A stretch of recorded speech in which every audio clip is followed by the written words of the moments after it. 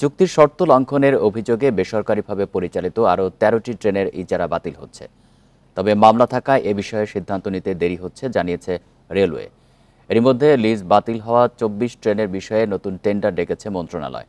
রাজনৈতিকভাবে নিরপেক্ষ থেকে টেন্ডার প্রক্রিয়া শেষ করার আহ্বান বিশেষজ্ঞদের। চুক্তি শর্ত লঙ্ঘনের অভিযোগে ৩ নভেম্বর বেসরকারিভাবে পরিচালিত ২৪ ট্রেনের লিজ বাতিল করে রেল মন্ত্রণালয়। ৪ বছরের চুক্তিতে এই ট্রেনগুলো চালানো শুরু করে আওয়ামী লীগের সাথে জড়িত সালাউদ্দিন রিপন ও তার পরিবার। তবে ১ দশকের বেশি সময় টেন্ডার ছাড়াই চুক্তির সময় বাড়াচ্ছিলেন তারা, তাই সে চুক্তি বাতিল হয়। এরপরই প্রশ্ন ওঠে নাজ কনসোর্টিয়াম পরিচালিত ১৩ ট্রেন নিয়ে। রেল বলছে মামলার কারণে এ বিষয়ে সিদ্ধান্ত নিতে দেরি হচ্ছে, তবে তাদের লিজও বাতিল হবে। মন্ত্রণালয় থেকে বলছে যে এগুলোকে পুনঃটেন্ডারে করতে বলছে। আমরা মন্ত্রণালয়ের সিদ্ধান্তটা যেহেতু এটা জিএমরা করে, জিএমদের অধীনে এটা এই কার্যক্রমটা হয় থেকে আমরা তাদেরকে দিয়ে দিয়েছি, তারা পরবর্তী স্টেপ বাই স্টেপ করবে। অলরেডি এটা পত্রিকা বিজ্ঞপ্তি দিয়ে দিয়েছে। বিশেষজ্ঞরা বলছেন নতুন টেন্ডারে রাজনৈতিক প্রভাবে কেউ যেন লিজ না পায়। ট্রেন চালানোর শর্ত থাকতে হবে উন্মুক্ত, অ্যাকাউন্টেবল যেন হয়। আর শর্তগুলো আমরা বলেছি যে শর্তগুলো আমরা দেখতে চাই যে কি শর্ত, কেমন শর্ত দেওয়া হলো, যা স্বার্থ বিরোধী কিনা বা জনগণের স্বার্থের এগেইনস্টে যাচ্ছে কিনা, সরকারের স্বার্থের এগেইনস্টে যাচ্ছে কিনা। দুর্নীতির কারণেই সরকারের তুলনায় বেসরকারি ট্রেনে আয় বেশি বলছেন বিশেষজ্ঞরা। তাতেও রেলের খুব একটা লাভ হচ্ছে না। শুধু ইজারাদারের উপর দোষ চাপালে হবে না, পাশাপাশি রেলের ভিতরের যারা কর্মকর্তা কর্মচারী আছেন তারাও যদি এই চক্রের অংশীজন হয়ে থাকে সেটাও কিন্তু বের করতে হবে।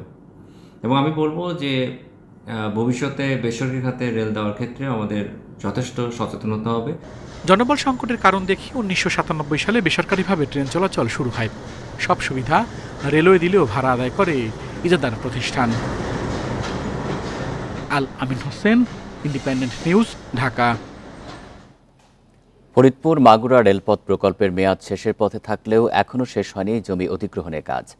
৬ বছরেও প্রকল্পে দৃশ্যমান কোনো অগ্রগতি নেই। জমি অধিগ্রহণ না হওয়ায় কৃষক চাষাবাদ করতে পারছেন না। পুরাতন মৌজা রেটে জমির দাম নির্ধারণ করায় অনেকেই জমি দিতে আগ্রহী নন। ফরিদপুর মাগুরা রেললাইন প্রকল্প শুরু হয় ২০১৮ সালের ২৯ মে। ২০২২ সালের ৩০ এপ্রিল প্রকল্পের কাজ শেষ হওয়ার কথা ছিল, কিন্তু জমি অধিগ্রহণের ধীরগতির কারণে প্রকল্পের মেয়াদ পিছিয়ে ২০২৫ সাল করা হয়। প্রকল্পে জমির পরিমাণ ধরা হয় ১০৭ একর। ৬ বছরে মাত্র ১২ একর বুঝে পেয়েছে ঠিকাদার প্রতিষ্ঠান ক্যাসল কনস্ট্রাকশন।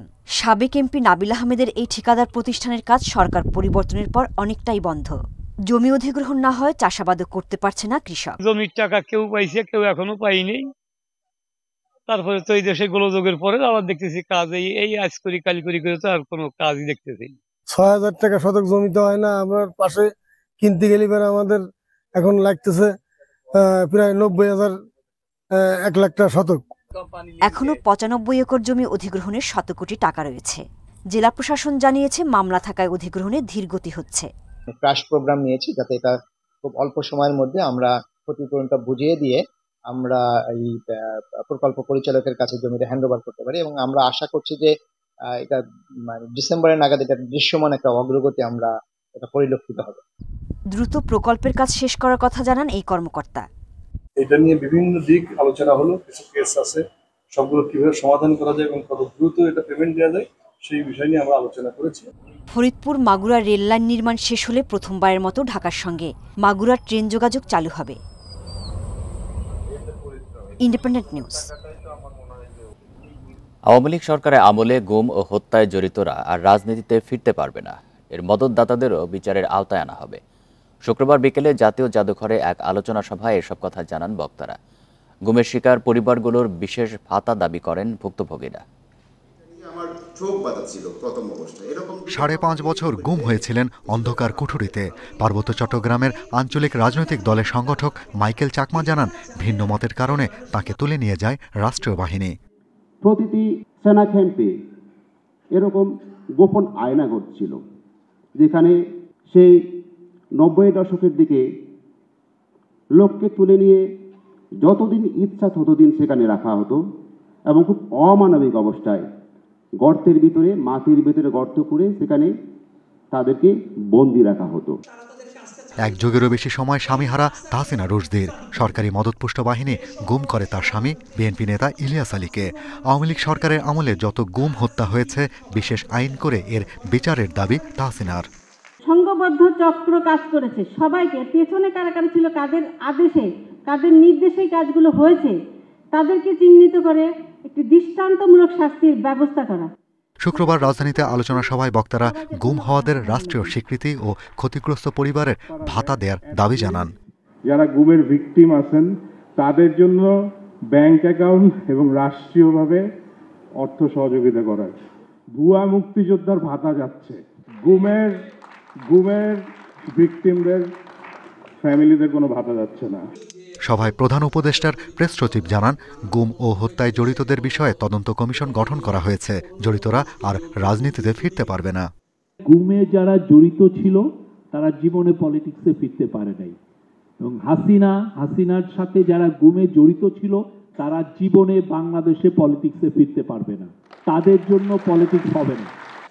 এ সময় বক্তারা জানান, আইন শৃঙ্খলা ব্যবস্থা সংস্কার হচ্ছে, আগামীর বাংলাদেশে গুম খুনের চর্চা আর থাকবে না। এখনো বলবো 95 অফিসার ভালো। Shahriar Anirban, independent news, Dhaka.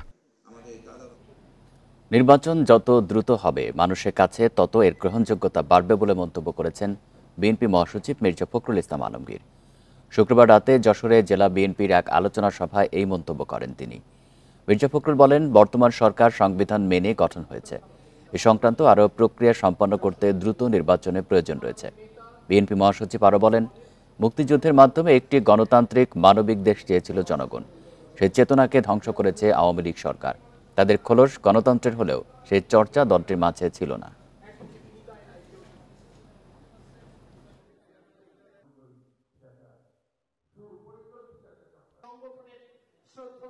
নির্বাচন যত দ্রুত হবে সমস্যাগুলো তত কমে আসবে। নির্বাচিত সরকার যখন ক্ষমতায় থাকবে, তাদের উপর দায়িত্ব থাকবে, তখন তার শক্তি হবে আলাদা, তার শক্তি হবে জনগণ পেতে হবে। এই বিষয়টাকে মাথায় নিয়ে আমার অনুরোধ থাকবে এই সরকারের কাছে, জনগণের কাছে এবং ছাত্রদের কাছে যে একটা সুষ্ঠু আবার সকলের লক্ষ্য নির্বাচন হওয়ার জন্য। ভারতে বসে ক্ষমতাচ্যুত প্রধানমন্ত্রী শেখ হাসিনা গুজব ছড়িয়ে উস্কানি দিচ্ছেন বলে অভিযোগ করেছেন বিএনপির সিনিয়র যুগ্ম মহাসচিব রুহুল কবির রিজভী। শুক্রবার বিকেলে নয়াপল্টনের সমাবেশে তিনি এই অভিযোগ করেন। গণঅভ্যুত্থানের সময় শ্রমিক ও রিকশা চালকদের হত্যার প্রতিবাদে নয়াপল্টনের সমাবেশ করে জাতীয়তাবাদী অটোরিকশা ভ্যান চালক দল। সেখানে রুহুল কবির রিজভী আন্দোলনে নিহত 97 শ্রমজীবী পরিবারের দায়িত্ব নেয় এবং আহতদের চিকিৎসার ব্যবস্থা করতে অন্তর্বর্তী সরকারের প্রতি আহ্বান জানান। তিনি অভিযোগ করেন, আওয়ামী লীগের নেতারা কারাগারে বসে গার্মেন্টস খাতে অস্থিরতা তৈরি করছেন। সরকারের উপদেষ্টারা জনবিচ্ছিন্ন মন্তব্য করে রিজভী বলেন, তারা জনগণের কাছে যান না।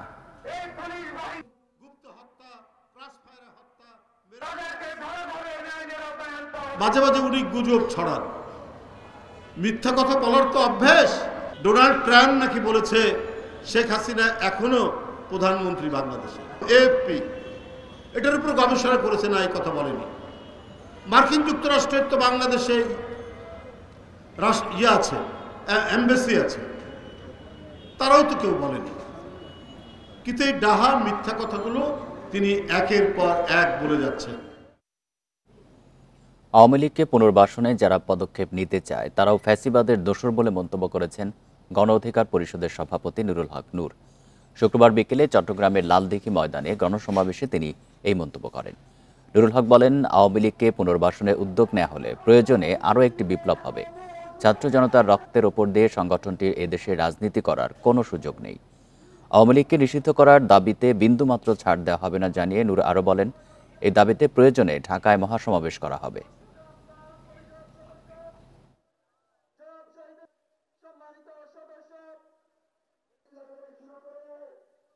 আওয়ামী লীগের পুনর্বাসন ঠেকানোর জন্য আবার যদি দ্বিতীয় বিপ্লবের ডাক দিতে হয়, এই চট্টগ্রামের মাটি থেকে যেন সেই আওয়ামী লীগকে নিষিদ্ধের দাবিতে প্রয়োজনে ঢাকায় মহাসমাবেশ করব। আপনাদের সেই প্রস্তুতি নেওয়ার আহ্বান জানাচ্ছি। সমান মর্যাদার ভিত্তিতে ভারত সহ সব প্রতিবেশী দেশের সঙ্গেই সুসম্পর্ক রাখতে চায় বাংলাদেশ জামাত ইসলামী। ভারতের আনন্দবাজার পত্রিকাতে দেওয়া একথা বলেছেন দলটির আমির শফিকুর রহমান। জামাতে ইসলামের ভারত বিরোধিতার বিষয়ে শফিকুর রহমান বলেন, উদ্দেশ্য প্রণোদিতভাবেই তাদের দলের বিরুদ্ধে একথা ছড়ানো হয়েছে। জামাতের রাজনীতি নিয়ে মিথ্যা ব্যাখ্যা আর বিভ্রান্তি তৈরি এর উদ্দেশ্য।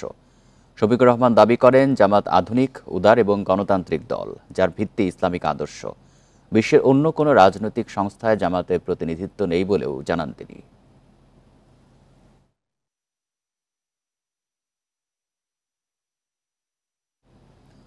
সাম্যের বাংলাদেশ করার জন্য গণ অভ্যুত্থান হলেও বিভিন্ন জেলায় নির্যাতনের শিকার হচ্ছেন সংখ্যালঘুরা। এমন অভিযোগ করেছেন সনাতন জাগরণ মঞ্চের কেন্দ্রীয় মুখপাত্র চিন্ময় কৃষ্ণ দাস। শুক্রবার বিকেলে রংপুরের মাহিগঞ্জ কলেজ মাঠে এক সমাবেশে তিনি বলেন, সংখ্যালঘুরা কোনো রাজনৈতিক দলের পক্ষে নয়, তাদের অবস্থান বর্তমান সরকারের বিপক্ষেও নয়। এরপরও বিভিন্ন স্থানে নিপীড়নের শিকার হচ্ছেন তারা। দেশের নাগরিক হিসাবে মৌলিক অধিকারের দাবিকে ভিন্ন খাতে প্রবাহিত করা হচ্ছে। নিপীড়নের সব ঘটনার বিচার দাবি করেন চিন্ময় কৃষ্ণ দাস।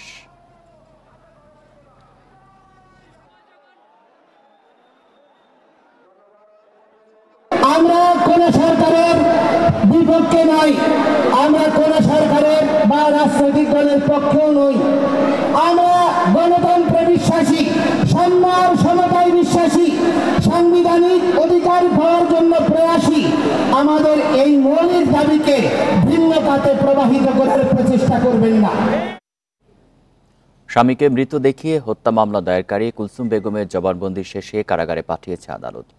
এর আগে বৃহস্পতিবার মামলার বাদী কুলসুম বেগম সহ ৩ জনকে কক্সবাজার থেকে আটক করে পুলিশ। কুলসুমের দাবি, চাকরির প্রলোভন দেখিয়ে মিথ্যা মামলাটি করিয়েছিলেন তার সঙ্গে থাকা 2 ব্যক্তি, যদিও এসব অভিযোগ অস্বীকার করেন তারা। ৫ আগস্ট ঢাকার আশুলিয়ার বাইপাল এলাকায় ছাত্র জনতার আন্দোলনে স্বামী আলামিন নিহত হয়েছেন এমন দাবি করে ২৪ অক্টোবর শেখ হাসিনা সহ ১৩০ জনের নামে মামলা করেন তার স্ত্রী কুলসুম বেগম। আদালতের নির্দেশে ৮ নভেম্বর আশুলিয়া থানায় নথিভুক্ত হয় মামলাটি। ৫ দিন পর আশুলিয়া থানায় হাজির হন আলামিন। অভিযোগ করেন, তাকে মৃত দেখিয়ে মিথ্যা মামলা দায়ের করেছেন তার স্ত্রী কুলসুম। এরপর বিশেষ অভিযানে বৃহস্পতিবার কক্সবাজার থেকে কুলসুম সহ ৩ জনকে আটক করে পুলিশ। কক্সবাজার থেকে এই কুলসুমকে জিজ্ঞাসাবাদের জন্য নিয়ে আসা হয় এবং তাকে বিজ্ঞ আদালতে 160 জন্য প্রেরণ করা হইবে। তাদের বিরুদ্ধে আমরা পরবর্তীতে আইনগত ব্যবস্থা নেব তদন্ত সাপেক্ষে। তবে কুলসুমের দাবি, চাকরির প্রলোভন দেখিয়ে শফিক ও রুহুল আমিন নামের 2 জন তাকে দিয়ে মিথ্যা মামলা দায়ের করান। তবে এসব অভিযোগ অস্বীকার করেন তারা। এমনি প্রতি মাসে 20,000 টাকা করে ভাতা পাবা, চাকরির দরকার নেই। আমি বলছি, ভাইয়া আমি এগুলোর ভিতরে নাই, আমার ফ্যামিলি সাথে আর আমি এসব বুঝি না, পুলিশ বুঝি না। উনি বলতেছে যে বুঝো না, তো সমস্যা কি, তোমার তো ঢুকাই ফেলছি, তোমার তুমি এর ভিতরে না ঢুকো তাহলে তোমার পুলিশ ধরে নিয়ে যাবে। অনলাইনে যে আছে ওটা চাকরি করো, তাহলে 5,000 বেশি পাবি, তাই করবি নাকি? আধার কার্ডে আমার আপনার মোবাইল নাম্বার দিয়ে দেন, হোয়াটসঅ্যাপ নাম্বার দিয়ে দেন, পরে দিচ্ছি, পরে আবার 3 দিন পরে ফোন দিয়েছে। ৫ আগস্টের পর সাভার ও আশুলিয়া থানায় ৮৪টি মামলা দায়ের হয়। এর মধ্যে অনেক মামলায় নিরীহ লোকজনকে আসামি করার অভিযোগ রয়েছে। Independent news. Khulna medical college হাসপাতালে গতবারের তুলনায় এবছর নভেম্বরে 20 থেকে 30% বেশি বেড়েছে ডেঙ্গু রোগী। বর্তমানে চিকিৎসা নিচ্ছেন 137 জন ডেঙ্গু রোগী। কিন্তু আক্রান্তদের জন্য আলাদা ওয়ার্ড চালু না হওয়ায় ঝুঁকিতে অন্যান্য রোগীরা। চিকিৎসক ও স্থান সংকটের দোহাই দিচ্ছে হাসপাতাল কর্তৃপক্ষ। খুলনায় গত বছরের তুলনায় এবছর নভেম্বরে বেড়েছে ডেঙ্গু রোগীর চাপ। খুলনা মেডিকেল কলেজ হাসপাতালে এ মাসে ভর্তি হয়েছেন প্রায় 250 রোগী, যা গত বছর একই সময় ছিল 82 জন।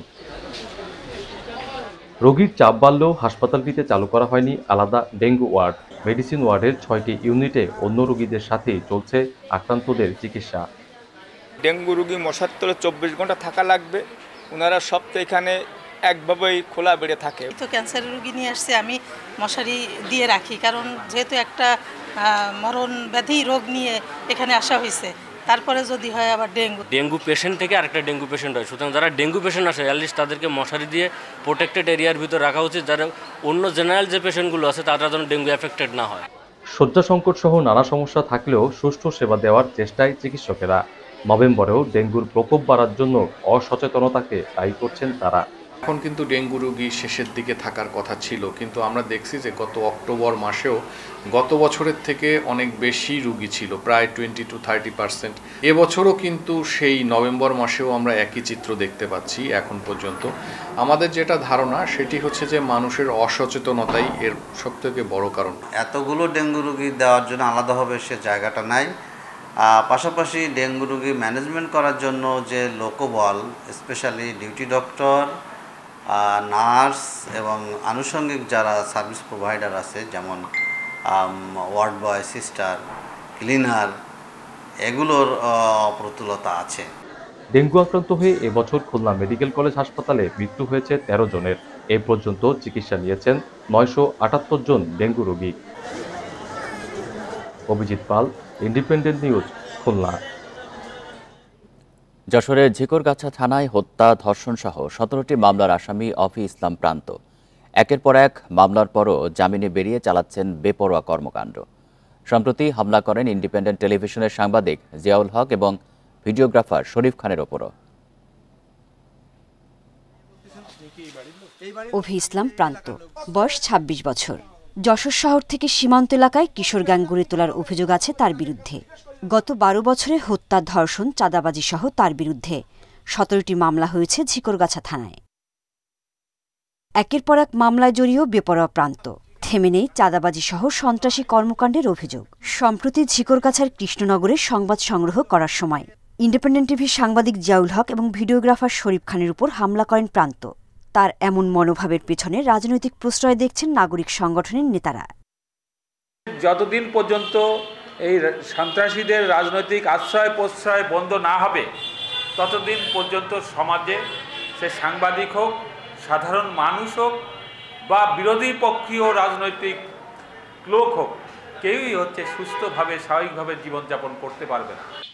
এদিকে সন্ত্রাসী তৎপরতা চালিয়ে যাওয়ার ঘটনায় আইনশৃঙ্খলা বাহিনীর ব্যর্থতাও দেখছেন রাজনীতিকেরা। আমি মনে করি আইনশৃঙ্খলা বাহিনীর আরও তৎপরতার প্রয়োজন রয়েছে, কারণ আজকে যদি গণমাধ্যমের বন্ধুরা আক্রান্ত হন তাহলে সাধারণ মানুষের নিরাপত্তা নিয়ে তো যথেষ্ট শঙ্কার কারণ। পুলিশ জানিয়েছে আগের মামলায় জামিনে আছেন প্রান্ত, তবে গ্রেপ্তার করা হবে নতুন মামলায়। যে মামলাগুলো হয়েছে সেই মামলায় যদি তারা জামিন পেয়ে থাকে তাহলে তো সেটা আদালতের বিষয়, এটা তো আর আমি কিছু বলতে পারি না। কিন্তু নতুন করে যে অপরাধ সংগঠন করছে সে বিষয়ে নতুন করে তদন্ত হবে। গত এক দশকে যশোরে দৌরাত্ম্য বেড়েছে কিশোর গ্যাংয়ের। পরিস্থিতি নিয়ন্ত্রণে প্রশাসন বিশেষ অভিযান পরিচালনা করলেও বন্ধ হয়নি তাদের তৎপরতা। Independent news. আগে জানিয়েছি খুলনার ডেঙ্গু পরিস্থিতি, এবার জানবো রাজশাহীর ডেঙ্গু পরিস্থিতি। বিস্তারিত জানাতে যোগ দিচ্ছেন সহকর্মী মুস্তাফিজুর রহমান।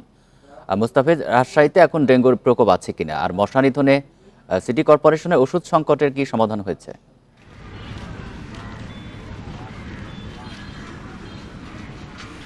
দেখুন, রাজশাহী মেডিকেল কলেজ হাসপাতালে এই বছর যেটি দেখা যাচ্ছে যে মৃত্যুর হার কম, কিছুটা কম গেলবারের তুলনায়, কিন্তু আক্রান্তর হার অনেক বেশি, প্রায় দ্বিগুণ। যদি পরিসংখ্যান বলা যায়, রাজশাহী বিভাগে এবার আক্রান্ত হয়েছে 3097 জন এবং রাজশাহী মেডিকেল কলেজ হাসপাতালে এ পর্যন্ত চিকিৎসা নিয়েছেন, অর্থাৎ আক্রান্ত হয়ে এসেছেন 1035 জন এবং রাজশাহী মেডিকেল কলেজ হাসপাতালে মারা গেছেন 3 জন এবং বিভাগে যদি বলা হয়ে থাকে তাহলে বিভাগে 5 জন মারা গেছে।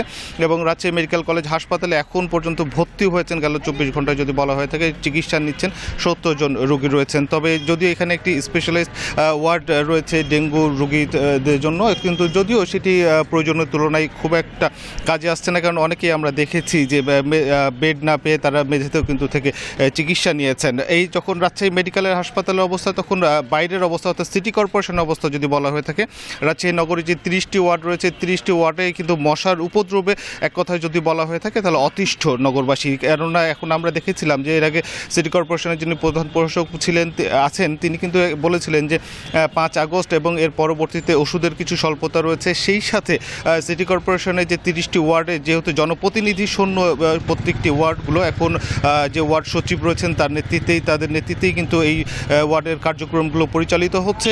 তো এখন পর্যন্ত আমরা দেখেছি যে মশক নিধনে সিটি কর্পোরেশনের ভূমিকা নিয়েই অনেকটা বলা যেতে পারে যে ক্ষুব্ধ নগরবাসী, কেননা এখানে যে মশক নিধনের যে বিষয়টি থাকে, একটি হলো এডিসের লার্ভা এবং অ্যাডাল্টিসাইড, এবং এখানে যে দেখা গেছে এডিসের লার্ভার নিধনের ক্ষেত্রেও সিটি কর্পোরেশনের ভূমিকা খুব একটা দেখা যাচ্ছে না। অপরদিকে যদি বলা হয়ে থাকে যে প্রাপ্তবয়স্ক যে মশার উপদ্রব সেটিও কিন্তু ক্রমান্বয়ে বাড়ছে। সিটি কর্পোরেশনকে বলছে, এর আগে আমরা প্রশাসকের সঙ্গে কথা বলেছিলাম, তিনি যে বিষয়টি বলেছিলেন যে তাদের হাতে এখন যে ওষুধ রয়েছে অর্থাৎ মশক নিধনের যে কীটনাশক রয়েছে সেটি আগামী হয়তো 1 মাস চলবে এবং নতুন ওষুধ কেনার প্রক্রিয়া চলছে। তবে ওষুধের স্বল্পতার কথাও কিন্তু তিনি স্বীকার করেছেন। ঠিক এই যখন অবস্থা তখন ডেঙ্গুর লার্ভাও কিন্তু এর আগে দেখা গেছিল যে যারা ডেঙ্গু রোগে আক্রান্ত হচ্ছে তাদের কিন্তু যে ট্রাভেল হিস্ট্রির কথা বলা হতো, কিন্তু এখন এখানে সেটা লোকালি ট্রান্সমিট হচ্ছে, অর্থাৎ এখানে স্থানীয়ভাবেই কিন্তু এডিসের লার্ভা পাওয়া যাচ্ছে, যেটি কিন্তু স্বাস্থ্য অধিদপ্তরের যারা অধিদপ্তর থেকে কিন্তু বিষয়টি নিশ্চিত করা হয়েছে। এবং তারা বলছিলেন যে এখন পর্যন্ত সিটি কর্পোরেশনের বিভিন্ন ওয়ার্ডে এবং বিভিন্ন যে ব্লক রয়েছে সেই ব্লকগুলোতে এডিসের লার্ভার উপস্থিতি কিন্তু তারা লক্ষ্য করেছেন। অর্থাৎ এখন দেখা গেছে যে রাজশাহীতে একদিকে যখন মশার উপদ্রব বাড়ছে সেই সাথে এডিসের লার্ভার উপস্থিতিও পাওয়া যাচ্ছে, অপরদিকে এগুলো নিধনের জন্য সিটি কর্পোরেশনের ভূমিকা নিয়েও কিন্তু প্রশ্নবিদ্ধ। অর্থাৎ নগরবাসী বলছেন যে সিটি কর্পোরেশন যদি ঠিকমতো কাজ করতো তাহলে হয়তো মশার উপদ্রবে তাদের অতিষ্ঠ হতো না, শুধু রাতের বেলায় নয় দিনের বেলাতেও মশার উপদ্রবে কিন্তু অতিষ্ঠ নগরবাসী। এই ছিল রাজশাহীর ডেঙ্গু পরিস্থিতি নিয়ে সর্বশেষ। রাজশাহী থেকে জানাচ্ছিলেন সহকর্মী মুস্তাফিজুর রহমান। রাজশাহী ওয়াসার উৎপাদিত পানির 30% হচ্ছে অপচয়। ওয়াসার ভাষায় যা সিস্টেম লস। এতে বছরে গড়ে 8 কোটি টাকার বেশি রাজস্ব হারাচ্ছে সংস্থাটি। বেশ কয়েক বছর ধরে এই অবস্থা চললেও সিস্টেম লস কমিয়ে আনতে পারছে না ওয়াসা। রাজশাহী নগরীতে দৈনিক পানির চাহিদা 13.5 কোটি লিটার, বিপরীতে ওয়াসার যোগান 9 কোটি 80 লাখ লিটার। এরই মধ্যে সিস্টেম লসে অপচয় হয় 3 কোটি লিটারের বেশি। গত কয়েক বছরের তথ্য বিশ্লেষণে দেখা গেছে রাজশাহী ওয়াসার পানির সিস্টেম লস থাকছে 30% কাছাকাছি। এতে 5 বছরে প্রতিষ্ঠানটির রাজস্ব হারিয়েছে 41 কোটি 12 লাখ 35 হাজার টাকা। সরবরাহ লাইনে ত্রুটি থাকার কারণে পানির অপচয় হচ্ছে। এছাড়া বিভিন্ন জায়গায় অবৈধ সংযোগও বাড়াচ্ছে সিস্টেম লসের বোঝা। 10% সিস্টেম লসকে গ্রহণযোগ্য ধরা হলেও সেই পর্যায়ে নামতে পারছে না রাজশাহী ওয়াসা। সবাই ব্যবহার করে, সবাই পানি খায়, অজু করে, রাস্তার মানুষ ব্যবহার করে সবাই, এই তো। এবার এলাকার দোকানদাররা বা এলাকার লোকজন সবাই ব্যবহার করে। আমরা বোরিং করে তখন থেকে লিক হয়েছে, লিক হওয়ার পর থেকে ওনারা লিখিত অভিযোগ করেছে, ওয়াসাকে ফোনে জানিয়েছে, তারপর কোনো ব্যবস্থা নেই। অভিযোগ গেল যে সেটাকে বিশ্লেষণ করে যদি আমরা একটু দেখতাম তাহলে আমার মনে হয় যে জনগণগুলা একটু সুস্থিতে থাকতো। নাগরিক সমাজের প্রতিনিধিরা বলছেন ওয়াসার অপচয়ের বোঝা বইতে হচ্ছে নগরবাসীকে। পানির দাম বাড়িয়েও সেবার মান বাড়াতে পারছে না সংস্থাটি। ওয়াসাতে কিছু দুর্নীতিগ্রস্ত লোকজন থাকে, ঠিকাদারি প্রতিষ্ঠান থাকে, অনেকে ডেভেলপার বিল্ডিং করে থাকে, ওরা সিস্টেম লস করে মানে অনর্থকভাবে তার প্রভাব খাটিয়ে পানিগুলো ব্যবহার করে। বাড়তি টাকা তো সরকার দিবে না, এই দায়ভার তো এটা কাদের উপরে আসবে? গ্রাহকদের আসবে। তবে ওয়াসা কর্তৃপক্ষ বলছে সিস্টেম লস কমিয়ে আনার পাশাপাশি অবৈধ সংযোগ বন্ধে কাজ করছেন তারা। যে টার্গেট যেটা আছে 10% বা বিলো 10% নিয়ে আসতে চাই, তাহলে যে স্বীকৃত পদ্ধতি ডিএমএ সিস্টেম একটা আছে, ডিস্ট্রিক্ট মিটার এরিয়া সিস্টেম। এই সিস্টেমটা হচ্ছে খুব ইফেক্টিভ, খুব সায়েন্টিফিক। এই কাজটি করার জন্য আমরা অলরেডি ফিজিবিলিটি স্টাডিটা কমপ্লিট করে ফেলেছি। 2010 সালে যাত্রা শুরু করে রাজশাহী ওয়াসা। এক যুগের বেশি সময় পার হলেও এখনও 30% নগরবাসী সংস্থাটির সেবা থেকে বঞ্চিত। Mustafizur Rahman, independent news, Rajshahi. সম্ভাবনা থাকলেও কমে যাচ্ছে পাট ও পাটজাত পণ্যের রপ্তানি। চলতি অর্থবছরের প্রথম 4 মাসে পাট ও পাটজাত পণ্যের রপ্তানি কমেছে 13.7%। ব্যবসায়ীরা বলছেন আন্তর্জাতিক বাজারে পণ্যের দাম কমে যাওয়ায় নেতিবাচক প্রভাব পড়েছে রপ্তানিতে। অর্থনীতিবিদদের মতে বিজ্ঞানভিত্তিক গবেষণা ও নীতি সহায়তার অভাবে পিছিয়ে পড়ছে এই খাত। পরিবেশ বান্ধব হওয়ায় সারা বিশ্বে পাট ও পাটজাত পণ্যের চাহিদা রয়েছে। ভালো মানের পাট উৎপাদনে বাংলাদেশের সুনাম থাকলেও কোনোভাবেই রপ্তানি বাড়ছে না। চলতি অর্থবছরের প্রথম 4 মাসে $26 কোটি পাট ও পাটজাত পণ্য রপ্তানি হয়েছে। এর মধ্যে অক্টোবরে রপ্তানি হয়েছে $7 কোটি 88 লাখ, যা গত বছরের একই মাসের চেয়ে 7.63% কম। উদ্যোক্তারা বলছেন অন্তর্বর্তী সরকার পলিথিন নিষিদ্ধের পর কয়েক দফায় মন প্রতি কাঁচা পাটের দাম বেড়েছে 1700 টাকা পর্যন্ত। এতে বেড়েছে পাট পণ্যের উৎপাদন খরচ। অন্যদিকে আন্তর্জাতিক বাজারে কমেছে পাটের দামও। একটা সার্টেন টাইম পর্যন্ত প্রতি বছর সিজনে যে এতদিন পর্যন্ত রজুট এক্সপোর্ট হবে না বা এরকম কোনো কিছু, তখন গিয়ে টোটাল প্রোডাক্টটার কস্টটা একটু মিনিমাইজ হয়ে আসবে। মিনিমাইজ হয়ে আসলে আলটিমেটলি তখন আমরা এই প্রোডাক্টগুলো তৈরি করে আমরা ফরেন মার্কেটে যে বায়াররা আছে তাদের সাথে আমরা প্রাইস দিয়ে আমরা কাজ করতে পারব। দেশে প্রায় ১৩৭ ধরনের পণ্য পাট দিয়ে তৈরি হচ্ছে। অর্থনীতিবিদরা বলছেন, পণ্য বহুমুখীকরণে বিজ্ঞানভিত্তিক গবেষণা না থাকায় রপ্তানিতে পিছিয়েছে বাংলাদেশ। এটা বিজ্ঞানভিত্তিক যে গবেষণা, কিভাবে এটা বহুমুখীকরণ করা যায়, একটা রিসার্চ ইনস্টিটিউটকে কীভাবে ফাংশনাল করা যায়, জুট বেসড রিসার্চকে, সেই জায়গাটা কিন্তু আমরা অনেক পিছিয়ে আছি। যেহেতু শারীরিকভাবে নীতিগত সহায়তা নেই, অবকাঠামোগত সহায়তা নেই, অনেকে কিন্তু হতাশ হয়ে গেছে। তো এই জায়গাটায় আমি মনে করি বড় ধরনের নীতিগত এবং অবকাঠামোগত সহায়তা দেওয়ার প্রয়োজন আছে। জুট ইয়ার্নের ক্ষেত্রে ছিল একসময় 10%, তারপর সেটাকে কমিয়ে 7.5, তারপরে করলো 5। এইভাবে কমাতে কমাতে এখন ইনসেন্টিভ দিতেই চাচ্ছে না গভর্নমেন্ট। ভারতে কাঁচা পাট রপ্তানি সীমিত করার পক্ষেও ব্যবসায়ীরা। এতে বাজারে দামের ভারসাম্য থাকলে রপ্তানি পণ্যের প্রতিযোগিতা সক্ষমতা বাড়বে বলে মত তাদের। তৌহিদ রানা, ইন্ডিপেন্ডেন্ট নিউজ, ঢাকা। ছুটির দিনে রাজধানীর আগারগাঁয়ে চীনমন্ত্রী সম্মেলন কেন্দ্রের এশিয়া আন্তর্জাতিক বাণিজ্য মেলায় ছিল ক্রেতাদের উপচে পড়া ভিড়। শুক্রবার সকাল থেকেই মেলায় ভিড় করেন ক্রেতা দর্শনার্থীরা। এদিকে বিকেলে মেলা পরিদর্শন শেষে বেসামরিক বিমান পরিবহন ও পর্যটন উপদেষ্টা এফ হাসান আরিফ জানান, দেশে বিদেশি পর্যটক আকর্ষণে কাজ করছে সরকার। ঢাকা আন্তর্জাতিক বাণিজ্য মেলার আদলে রাজধানীর আগারগাঁওয়ের চীনমৈত্রী সম্মেলন কেন্দ্রে চলছে 17 দিনব্যাপী এশিয়া আন্তর্জাতিক বাণিজ্য মেলা। মেলায় আসবাব, ক্রোকারিজ, কসমেটিক্স, খেলনা, তৈরি পোশাক, টেক্সটাইল, প্লাস্টিক সহ বিভিন্ন পণ্যের স্টল অংশ নিয়েছে। শুক্রবার ছুটির দিনে ক্রেতাদের ভিড় ছিল চোখে পড়ার মতো। তবে তাদের অভিযোগ, মেলার পরিসর ছোট হওয়ায় ভোগান্তি পোহাতে হচ্ছে ক্রেতাদের।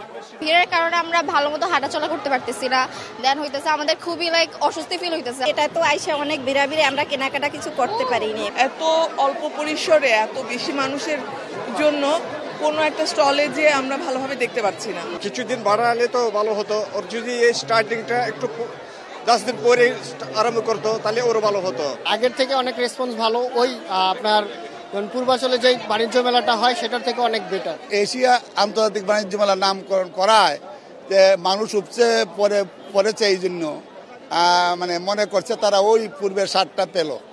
আন্তর্জাতিক বাণিজ্য মেলায় আসতো, ঘুরতো, চলতো, কিন্তু সেই আলোকে, সেই আঙ্গিকে, সেই মাপকাঠিতেই সেই মেলাটা করার আয়োজন করা হয়েছে। এদিকে শুক্রবার বিকেলে মেলা পরিদর্শনে আসেন বেসামরিক বিমান পরিবহন ও পর্যটন এবং ভূমি উপদেষ্টা। এ সময় সাংবাদিকদের এক প্রশ্নের জবাবে জানান, দেশি বিদেশি ব্যবসায়ী ও পর্যটকদের আকর্ষণ করতে কাজ চলছে। মানুষকে সচেতন করা যে পর্যটন মানে আমাদের দেশের অর্থনীতির একটা যোগ হচ্ছে, আর স্থানীয় লোকজনকে সচেতন করা তারা যেন পর্যটনকে উৎসাহিত করার জন্য তাদের মন মানসিকতা থাকে। মেলায় 288টি স্টল অংশ নিয়েছে। এর মধ্যে 6টি দেশের 20টিরও বেশি স্টল রয়েছে। শনিবার মেলার শেষ দিন। Anwar Sadat Noor, independent news, Dhaka. অনন্য মামুন পরিচালিত শাকিব খানের দরদ সিনেমার বিশেষ প্রদর্শনী হয়ে গেল শুক্রবার সন্ধ্যায় রাজধানীর মহাখালীর সিনেপ্লেক্সে। টলিউডের এক ঝাঁক তারকাকে নিয়ে প্রদর্শনী উপভোগ করেন শাকিব নিজেও। দর্শকদের প্রতি কৃতজ্ঞতা জানিয়ে এই তারকা বলেন, শুধু বাংলায় নয়, হিন্দি, তামিল, তেলেগু সহ বেশ কয়েকটি ভাষায় মুক্তি পেয়েছে দরদ।